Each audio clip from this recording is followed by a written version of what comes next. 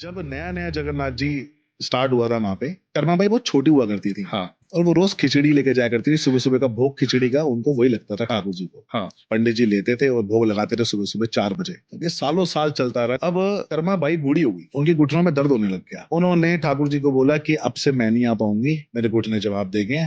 लाला अब से तुम आना मेरे पास, घर पे आना खिचड़ी खाने। अब ये बोल के वो अपने घर चली गई और अगले दिन सुबह सुबह उठी और अपना खिचड़ी बनाना शुरू किया। ठाकुर आने वाला है। हाँ अब जब वो खिचड़ी बना रही होती है, बाहर नॉक होता है, आवाज आती है, अम्मा खिचड़ी। देखती है एक छोटा सा बालक आता है अंदर, अम्मा खिचड़ी देती है, पानी देती है, ठाकुर जी खा के अपना मस्त चले जाते हैं पानी वानी पी के। अब ये सिलसिला शुरू हो गया। अब इतने सालों से एक नियम चल रहा था उनका कि रोज सुबह सुबह मंदिर जाना और पंडित जी को देना, पंडित जी भोग लगाते। तो पंडित जी बोले इतना टाइम हो गया कि कर्मा बाई आ नहीं रही है आजकल, खिचड़ी का भोग नहीं लग रहा ठाकुर जी को, तो मैं कल सुबह आ रहा हूँ, अम्मा की रस्ते से आऊंगा और वहां पे उनको पूछूंगा कि क्या हुआ, सब ठीक ठाक तो है। तो अगले दिन सुबह पहुंचते हैं तो देखते हैं कि अम्मा खिचड़ी बनाने लगी हुई है। उनको तो नहीं पता खिचड़ी बना रही है। हाँ तो जाके अम्मा को बोलते, अरे अम्मा आज तो मंदिर ही नहीं दिख रहे, सब तबीयत वगैरह ठीक है? तो अम्मा बोली, अरे पंडित जी अब कहाँ, अब तो ठाकुर मेरे पास आता है ना, लल्ला मेरे पास आता है खिचड़ी खाने, तो खिचड़ी मैं भी बनाने वाला होगा। पंडित जी सोचते हैं, अरे यार अम्मा बुढ़ी आ गई, कुछ भी बोल रही है कि ठाकुर जी आ रहे हैं। अम्मा एक बात बताओ, आप तो नहाए धोए भी नहीं हो और खिचड़ी बना रहे हो।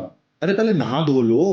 अब अम्मा जी के दिमाग में बात आ गई, हाँ नहाना तो चाहिए, तो ठीक है मैं कल से यही करूंगी। अगले दिन अम्मा उठी, अब अम्मा घुस गई सीधा नहाने, नहा धो के आई, इतने में पूजा करने लगी, पूजा खत्म हुई, इतने में आके खिचड़ी बनाने लगी। जैसे खिचड़ी के लिए बर्तन रखा, इतने में नॉक हो गया, अम्मा खिचड़ी।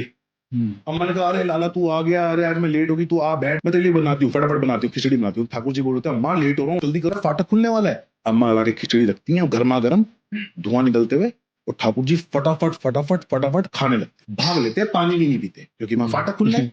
अब वहां वही पंडित जी ने फाटक खोला, जैसे ही फाटक खोला तो देखा जगन्नाथ जी के यहाँ पे खिचड़ी लगी हुई है। पंडित जी वहां गए, उन्होंने ऐसे करके अपने हाथ से पोंछा तो उनका हाथ जल, उनका ये क्या हो गया, इतनी गरम गरम खिचड़ी सुबह कहां से आई। उसके बाद पंडित जी को लगी बहुत तेज नींद। अब पंडित जी सोए, ठाकुर जी सपने में आए, बोलते कि तू मेरी अम्मा को ऐसा बोल के आया कि तू नहा ले, पहले तू पूजा कर ले, फिर भोग लगा ले और उसके बाद तू मुझे खिला। भाई मुझे उनका भाव पसंद है, मुझे उनका प्यार पसंद है। तेरा हाथ जला ना थोड़ा सा पोंछने में, तो सोच मेरा मुंह कितना जला होगा। ठाकुर जी ने ये बात थोड़ी सी इमोशनली पंडित जी को बोली, पंडित जी आके पी और जोर जोर में रोने लग गए, भागते हुए गए अम्मा के पास, अम्मा के चरणों में पड़ गए, बोलते अम्मा वाकई में अब ठाकुर जी आते हैं और आपको नहाने धोने की जरूरत नहीं है, पाठ पूजा करने की जरूरत नहीं है, आप उनको खिलाओ। इसलिए जगन्नाथ जी में आज भी पहला भोग जो है वो खिचड़ी का ही लगता है। क्या बात है, बहुत सुंदर।